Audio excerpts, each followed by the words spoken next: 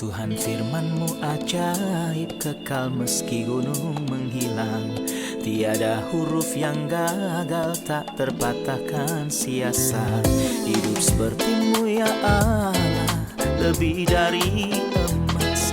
Aku bersaksi kitab-Mu, kitab yang suci.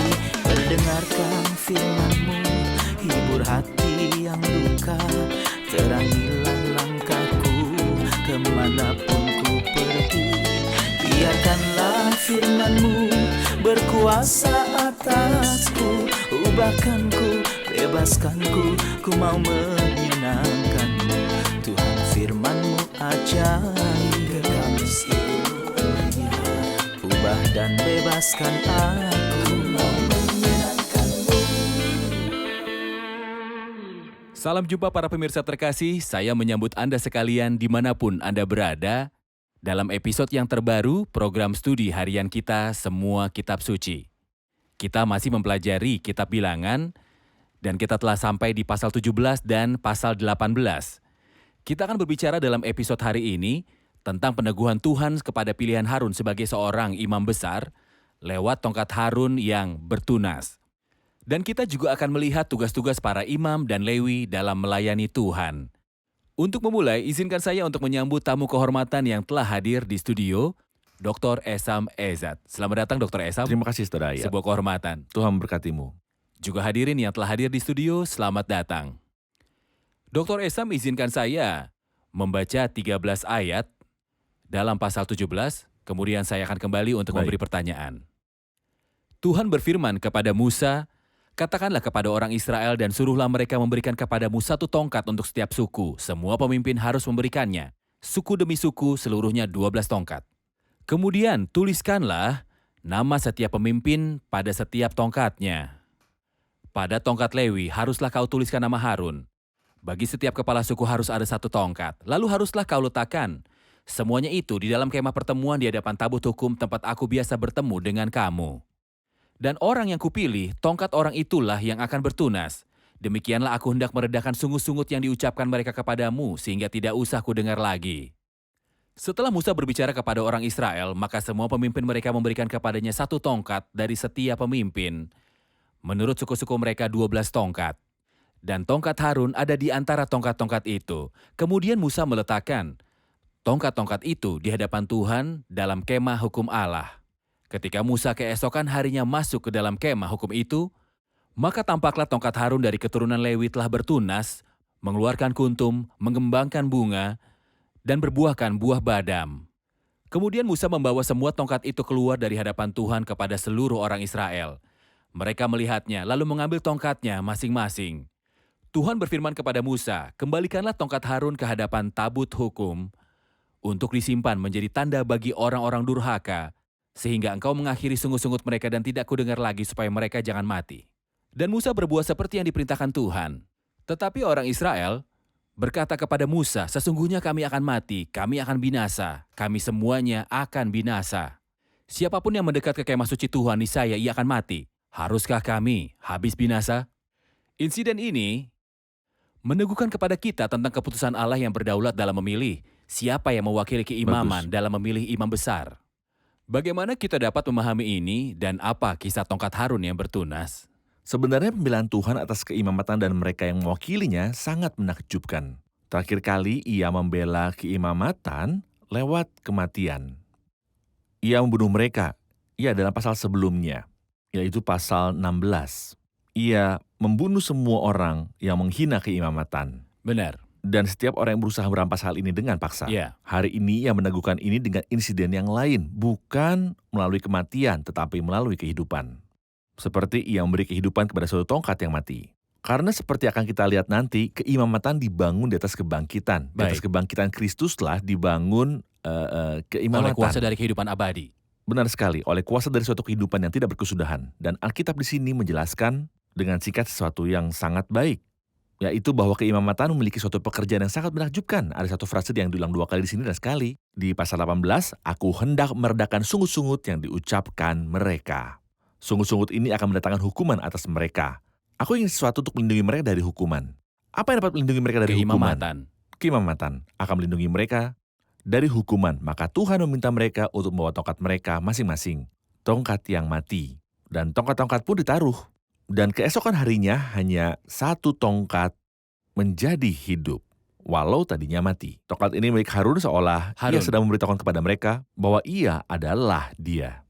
Dialah yang telah dipilih menjadi imam besar, tidak seorang pun dapat menghinanya dan bahkan tidak seorang pun boleh mencoba untuk mendekati masalah ini sehingga Tuhan membela keimamatan dalam pasal ini seperti ia telah membelanya dalam pasal 16. Baik, izinkan saya untuk berhenti sebentar pada topik keimamatan. Mungkin ada pemirsa yang sedang menonton atau mendengar sekarang, dan yang ia lihat dalam lingkaran Kristiani adalah lingkaran tradisional di mana ia melihat sebuah kelompok yang disebut imam-imam dan selebihnya disebut orang awam.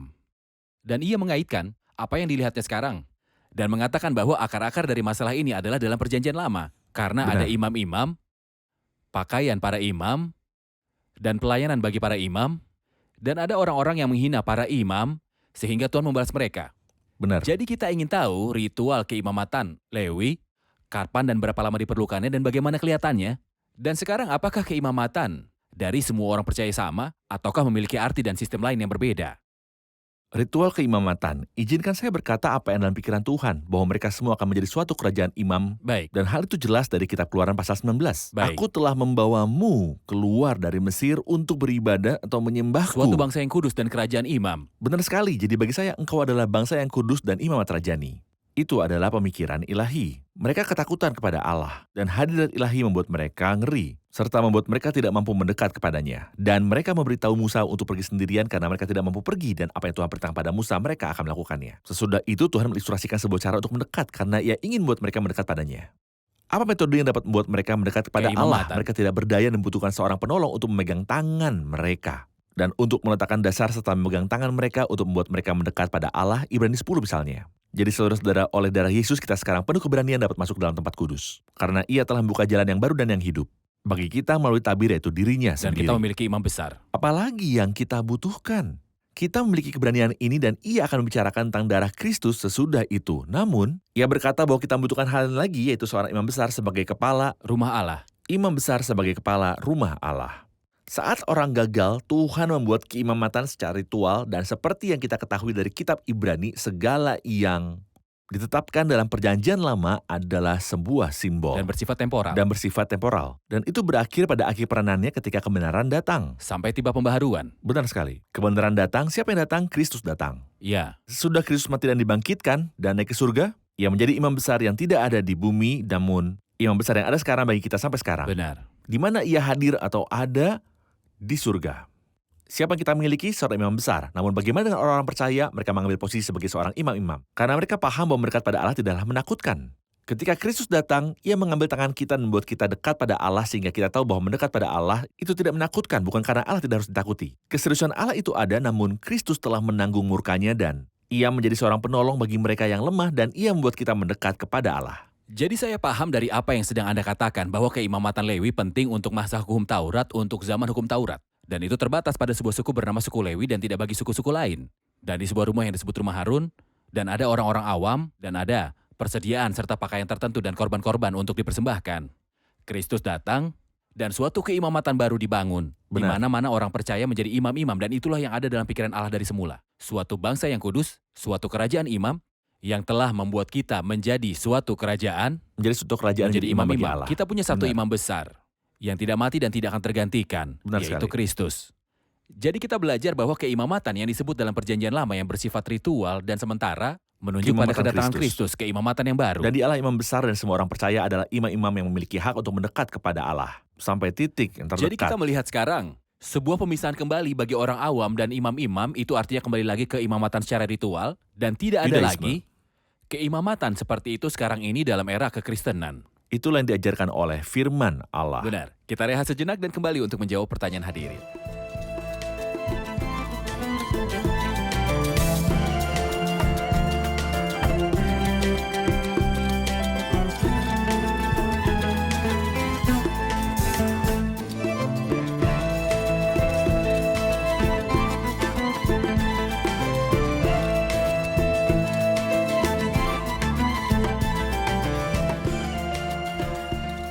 Kita tahu bahwa tongkat menghasilkan buah badam yang masak.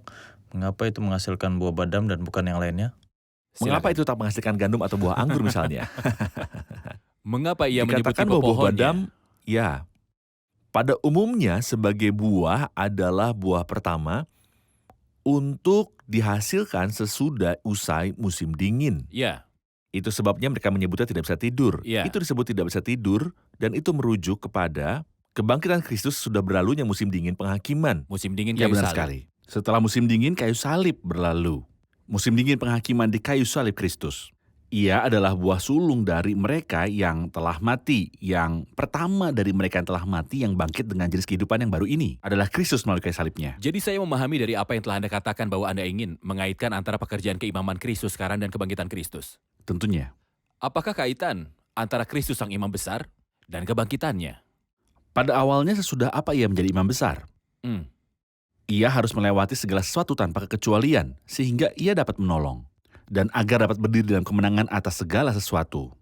Di antara hal-hal yang ia harus lewati adalah maut dan untuk melewati maut ia harus mati dan bangkit. Oke. Itu sebabnya kebangkitan Kristus adalah landasan untuk hadirnya keimamatan. Kristus bukan seorang imam karena sebagai seorang manusia yang telah hidup kudus di bumi. Ataupun yang menjadi seorang imam hanya karena ia telah mati bagi kita di kayu salib. Tapi Kristus adalah seorang imam besar karena ia melalui segala hal termasuk maut dan ia bangkit. Baik. Jadi kebangkitan dari maut adalah sebuah kualifikasi bagi adanya Kristus sebagai seorang imam besar dalam rupa manusia di surga. Ya. Ada sebuah janji lawas, engkau adalah imam untuk selama-lamanya. Menurut peraturan Melkisedek. Melkisedek. Saya juga ingin tahu sudut ini mengenai Kristus sebagai seorang imam.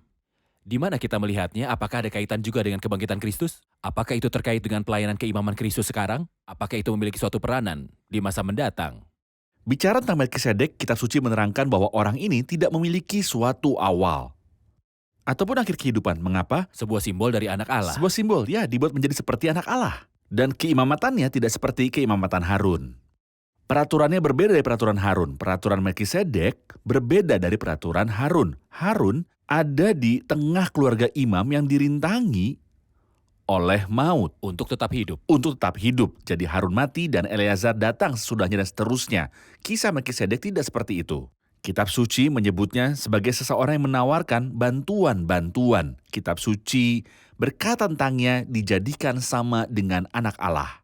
Yang sekarang ada di surga demi kebaikan kita. Ia tetap menjadi imam selamanya. Ia tetap menjadi imam sampai selama-lamanya dan tidak sekalipun diindikasikan sebagai Melkisedek disebut banyak kali. Ketika ia mati atau ketika ia dibangkitkan atau dari keluarga mana ia berasal dan lain-lain. Baik. Ya. Di masa depan, ketika Kristus duduk di tahtanya, ia akan menjadi seorang raja. Dan seorang, imam, sebagai penggenapan sumpah ini, engkau adalah imam untuk selama-lamanya Menurut peraturan Melkisedek. Dr. Esam, saya akan melanjutkan ke pasal 18 dan mohon komentari tugas-tugas dari para imam dan orang-orang Lewi. Dikatakan dalam ayat pertama, Tuhan berfirman kepada Harun, engkau ini dan anak-anakmu beserta seluruh sukumu haruslah menanggung akibat setiap kesalahan terhadap tempat kudus, sedang hanya engkau dan anak-anakmu yang menanggung kesalahan yang dilakukan jabatanmu sebagai imam. Suruhlah juga saudara-saudaramu suku Lewi, suku bapa leluhurmu, mendekat bersama-sama engkau, supaya mereka menggabungkan diri kepadamu dan melayani engkau. Apabila engkau ini beserta anak-anakmu ada di depan kemah hukum, mereka harus melakukan kewajiban mereka kepadamu dan kemah seluruhnya. Hanya kepada perkakas tempat kudus dan kepada mezbah janganlah mereka mendekat, nanti mereka mati, baik mereka maupun kamu. Pelayanan Harun dan anak-anaknya dan pelayanan orang Lewi. Mohon bedakan mereka masing-masing. Sebelum menjelaskan perbedaan di antara semua itu, menurut saya mereka tergabung menjadi satu. Ada sebuah ekspresi yang diulang dalam ayat 2 dan 4. Suruhlah juga saudara-saudaramu suku Lewi, suku bapa leluhurmu, mendekat bersama-sama dengan engkau supaya mereka menggabungkan diri kepadamu dan melayani engkau. Apabila engkau ini beserta anak-anakmu ada di depan kemah hukum. Pelayanan orang Lewi menyokong pelayanan keimamatan. Dan kita tahu bahwa pelayanan keimamatan adalah di tempat kudus. Tempat di mana Allah ingin sekali melihat kita. Ya. Mereka mewakili umat itu di tempat kudus sekalipun mereka tidak mewakili umat itu secara akurat di tempat kudus. Kitab suci berkata bahwa mereka menanggung suatu tanggung jawab yang sangat serius. Ya, Engkau harus menanggung akibat setiap kesalahan terhadap tempat kudus. Dan engkau dan anak-anakmu lah harus menanggung kesalahan yang dilakukan dalam jabatanmu sebagai imam. Karena mereka berada dalam suatu posisi yang tidak lazim. Ya. Mereka bertanggung jawab bagi kudusan umat itu sehingga mereka akan mendekat kepada Allah. Dan mereka bertanggung jawab bagi hal-hal yang berkenaan dengan kekudusan dan mendekat pada Allah. Mereka bertanggung jawab untuk mempersembahkan korban-korban dalam bentuk yang tepat. Itu sebabnya jika kita memikirkan misalnya tentang anak Eli, para imam, tapi kita menemukan bahwa Ayah mereka sendiri memberitahu mereka bahwa mereka membuat Memberitahu umat mereka bahwa Tuhan mereka melanggar. Mereka Berdosa. membuat umat Tuhan berdosa karena dosa-dosa mereka. Itulah keseriusan pekerjaan keimamatan. Jadi Baik, atmosfer kekudusan memelihara hal-hal yang kudus dalam bentuk yang tepat dan persis yang melindungi umat itu dari murka ilahi. Itulah pekerjaan para imam. benar. Jadi para imam memiliki sebuah hak istimewa, namun mereka juga memiliki Sebuah berbagai tanggung jawab yang tanggung jawab. serius. Memiliki Benar. hak mendekat kepada Allah, tapi mereka memiliki berbagai macam tanggung jawab. Kita adalah imam-imam sekarang. Dalam era kekristenan, kita semua memiliki hak untuk mendekat kepada Allah. Benar. Kita memiliki jalan masuk oleh satu roh. Dan kita dapat mendekat kepada Allah dan oleh Dia kita terus mempersembahkan korban, pujian kepada Allah. Sebagai imam, apa tanggung jawab kita? Berbagi tanggung jawab yang serius. Jika tanggung jawab mereka serius, saya rasa tanggung jawab kita bahkan lebih Tanggung serius jawab serius lagi. seperti apa? Mendekat kepada Allah. Dan yang menyertainya dari kualifikasi-kualifikasi moral. Mendekat pada Allah dan yang menyertainya yang menjadi hukum di hadapan orang-orang Sebuah lain. teladan. Bukan hanya menjadi suri teladan, tapi sebuah kesaksian tentang kuasa hadirat ilahi. Sekarang Anda sedang berbicara tentang berada di hadirat Allah, bukan? Anda sedang bicara tentang berada terlalu dekat dengan Allah, lalu ini tidak terjadi tanpa suatu efek. Dalam kehidupanmu, dalam pertemuan-pertemuanmu, dan dalam keluargamu. Pekerjaan keimaman dalam pertemuan-pertemuan misalnya. Luar biasa serius jika seseorang menerobos hadirat Allah atau seseorang salah bertingkah di hadirat Allah. Atau seseorang menyepelekan atau meminta suatu himne tertentu. Bayangkan bahwa hal-hal sederhana ini sangat serius.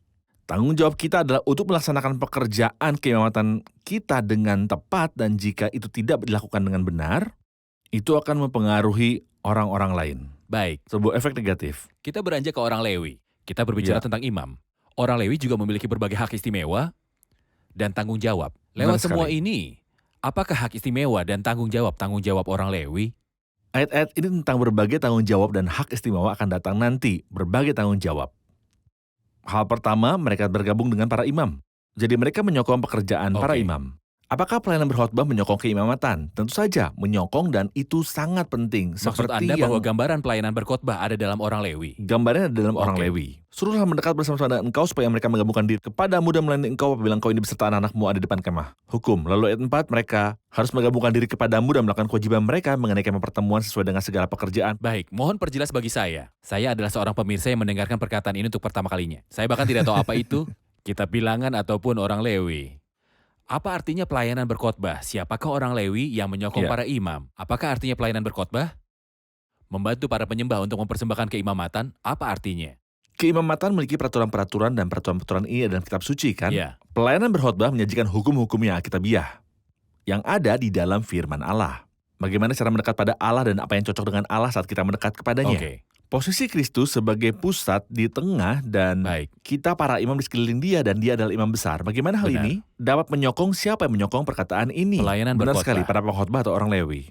Misalnya saya adalah seorang pengkhotbah yang sedang melayani di sebuah ibadah lokal dalam sebuah gereja, menyuguhkan Injil dengan akurat. Tuhan akan menaruh perkataan dalam mulut saya di bawah pimpinan Roh Kudus. Dan itu seharusnya menciptakan dalam hati para pendengar yang adalah para imam suatu pemahaman spiritual dan perasaan-perasaan yang kudus sehingga mereka akan melaksanakan pelayanan imam dengan baik. Benar Jadi sekali. tingkat spiritual mereka akan meningkat sementara mereka sedang menyembah Tuhan. Pelayanan berkhotbah seharusnya mempengaruhi para pendengarnya yang adalah para imam.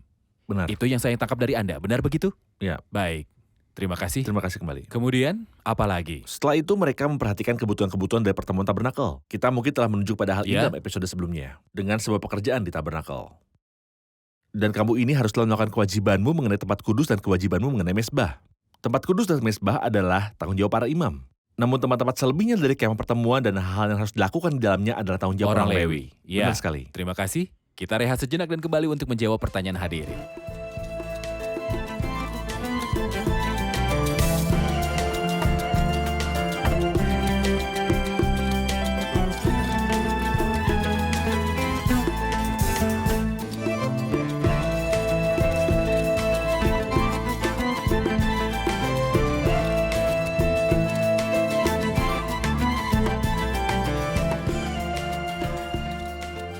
Tolong jelaskan kepada kami hak-hak istimewa orang Lewi dan apa yang mereka ambil. Silakan. Mulai dari ayat 21, ia berkata, sesungguhnya aku berikan kepada mereka segala persembahan persepuluhan dari antara orang Israel sebagai milik pusakanya untuk membalas pekerjaan yang dilakukan mereka. Pekerjaan pada kemah pertemuan dan setelah itu ia berkata, Dalam ayat 23, mereka tidak akan mendapat milik pusaka, mereka tidak punya tanah untuk digarap. Mereka punya tanah untuk mereka tinggali dan tanah umum, namun mereka tidak mengambil tanah manapun untuk digarap. Oleh karena itu, persembahan 10-an yang dipersembahkan orang Israel kepada Tuhan sebagai persembahan khusus, kau berikan kepada orang Lewi sebagai milik pusakanya. Itulah sebabnya aku telah berfirman tentang mereka, mereka tidak akan mendapat milik pusaka di tengah-tengah orang Israel. Baik, mereka akan mengambil perpuluhan Dan mereka akan mempersembahkan persembahan dan darinya. mempersembahkan perpuluhan darinya. Benar sekali. Kita akan berhenti di masalah itu. Adalah sebuah hak istimewa bagi mereka untuk mengambil perpuluhan. Benar, Namun, mereka juga perlu mempersembahkan kepada Tuhan. benar sekali. Saya akan katakan kembali, pelayan-pelayan Tuhan yang mengelilingi panjang dan lebarnya, negara-negara timur dan barat, utara dan selatan, dan menerima bantuan serta doa-doa dari orang-orang, mereka juga perlu duduk di hadapan Tuhan, meluangkan waktu di hadapan Tuhan dan menghormati Tuhan. Namun apakah ada waktunya mereka berkonsentrasi pada pelayanannya dan mengorbankan duduk di hadapan Tuhan dan berkonsentrasi pada pelayanan atau memberi terus-menerus? Hubungan pribadi dengan Allah dan memberi yang muncul darinya adalah landasan dari segala sesuatu yang dilakukan dengan benar. Agar orang ini bisa memberi pada orang-orang lainnya. Apa yang mereka perlukan? Mereka perlu mengambil, bukan? Dari mana mereka harus Ya. mengambil? Ya, Mereka kan mengambil dari Tuhan, sedang Tuhan berkata harus mempersembahkan padanya. Tapi bagaimana mereka akan hidup?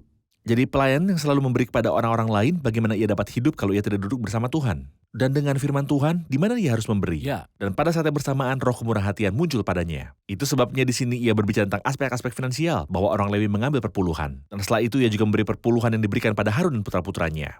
Baik. Dr. Esam, sebelum meninggalkan bagian ini, saya perlu kembali ke pelayanan dan ke imamatan Kristus. Bisakah Anda memberitahu lebih banyak tentang sifat pekerjaan keimamatan Kristus yang terkait dengan mendekat kepada Allah, penyembahan, dan sifat pekerjaan keimamatan Kristus di mana ia bersimpati kepada kelemahan-kelemahan para orang percaya? Mohon beri ciri-ciri dari masing-masing mereka. Bagian pertama yang terkait dengan penyembahan yang memberi mereka kualifikasi untuk datang ke hadirat Tuhan dan untuk mendekati Dia. Anda tahu bahwa pada masa lalu, perjanjian lama dalam aspek semiolis imam besar Ya. biasa masuk sekali setahun dan tidak tanpa Ya. membawa darah, bukan? Mereka membutuhkan suatu kualifikasi. Dan mereka butuh seorang penolong untuk menggandeng tangan mereka seperti pernah kita katakan dalam Ibrani pasal 10. Seorang penolong yang menggandeng tangan mereka untuk melakukan pekerjaan keimaman mereka, cara bekerja dengan cara yang terbaik. Jadi ia menawarkan bantuan kepada mereka yang hadir di dalam dan ia meletakkan dasar di mana mereka hadir di hadirat Allah dengan wajah terangkat tinggi dan tanpa takut. Oke. Kedua, mengenai kita sementara kita sedang berjalan, kita perlu segala macam bantuan. Kita membutuhkan simpati, kan? Kita butuh seorang yang bersimpati pada kita saat kita tak bisa menemukan simpati. Kita butuh seorang untuk menolong mereka yang sedang dicobai saat kita melewati pencobaan. Kebutuhan-kebutuhan jalan yang beragam bagi seluruh umat itu yang berbisik di telinga saya ketika saya hampir menjadi lemah dan memberitahu saya untuk menjadi kuat serta tidak takut bahwa ia akan mendukung saya. Itulah pekerjaan imam besar. Yang berkata, aku tahu perasaan-perasaanmu dan aku tahu bahwa engkau terluka. Siapakah itu? Saya pikir itulah pekerjaan imam besar saat ia menolong kita dengan segala macam kebutuhan tentang jalan. Itulah imam besar yang mendukung atau bersimpati. Ya. Namun ada juga sebuah keimamatan yang berkaitan dengan penyembahan yang membawa saya ke dalam Benar tempat sekali. kudus agar dapat mempersembahkan suatu persembahan. Yang telah kami tunjuk di permulaan. Baik, terima Benar kasih sekali. Dr. Esam. Kita telah di akhir episode. Mari rangkum bersama para hadirin. Apa yang telah Anda pelajari? Hal yang menggembirakan, kita memiliki seorang imam besar yang pernah berjalan di jalan ini. Sebelum kita mengetahui perasaan kita, menolong mereka yang sedang dicobai, bersimpati dengan kelemahan kita. Kita sudah tahu bahwa keimamatan Lewi telah berakhir. Era ini telah berakhir, era hukum Taurat. Tapi kini kita memiliki seorang imam besar yang dahsyat. Semua orang percaya dan di dalam dia kita adalah imam-imam yang mempersembahkan persembahan kepada Allah. Kita tahu bahwa setiap pekerjaan memiliki bahayanya dan hak istimewanya. Hak istimewa sebagai imam-imam bahwa kita dapat mendekati Allah tanpa takut, tetapi bahayanya kita dapat menjauhkan orang dari Allah. Baik, terima kasih. Terima kasih Dr. Esam. Terima kasih Tuhan saudara ya, memberkati. Tuhan memberkatimu. Pemirsa terkasih, suatu keimamatan baru telah dibentuk yang dikaitkan dengan kebangkitan Kristus yang telah bangkit oleh sebuah kuasa dari kehidupan yang tak berkeputusan. Ia kini hadir dengan kehidupan yang sama di tahta Allah. Ia selalu muncul di hadirat Allah. Siapakah dia yang dapat membawa kita ke lingkaran persekutuan dan kita masuk dengan yakin? Kita memiliki keberanian dan keyakinan serta jalan masuk kepada Kristus Sang Imam Besar. Bagaimana kita dapat mempersembahkan penyembahan sebagai imam? Kita semua menjadi imam-imam bagi Dia yang mengasihi kita dan yang telah melepaskan kita dari dosa oleh darahnya. dan yang telah membuat kita menjadi suatu kerajaan imam. Biarlah kamu juga dipergunakan sebagai batu hidup untuk pembangunan suatu rumah rohani, bagi suatu imamat kudus untuk mempersembahkan persembahan rohani yang karena Yesus Kristus berkenan kepada Allah. Ya, kita semua adalah imam. Dan Kristus adalah imam besar dan itulah hak istimewa mendekati Allah bagi kita semua. Namun ia juga imam besar yang bersimpati kepada kita. Dan dia pun membantu kita dalam kelemahan kita yang dalam segala aspek dicobai seperti kita namun tidak berdosa. Itulah sebabnya ia mampu menolong mereka yang dicobai. Matamu harus difokuskan hanya pada satu pribadi yang mampu bersimpati denganmu dan menolongmu serta mendekat kepadamu. Ia adalah imam besar terhebat, Kristus. Kristus tidak akan mati lagi. Dan keimamatan yang tinggi tidak akan dialihkan kepada seseorang yang lain karena ia dibesarkan oleh kuasa dari sebuah kehidupan yang tak berakhir sehingga hidupnya setelah kebangkitan tidak akan didominasi oleh maut. Pemirsa, taruhlah percayamu dalam pribadi yang hidup itu yang tak pernah mati. Pemirsa terkasih, sampai jumpa di episode selanjutnya. Tuhan menyertai.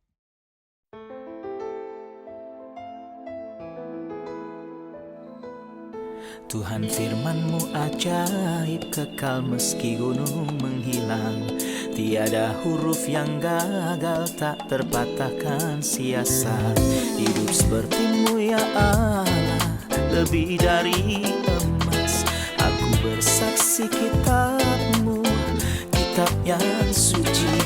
Mendengarkan firman-Mu, hibur hati yang luka. Terangilah langkahku kemanapun ku pergi. Biarkanlah firman-Mu berkuasa atasku. Ubahkanku, bebaskanku, ku mau menyenangkan-Mu. Tuhan firman-Mu ajaib, ubah dan bebaskan aku.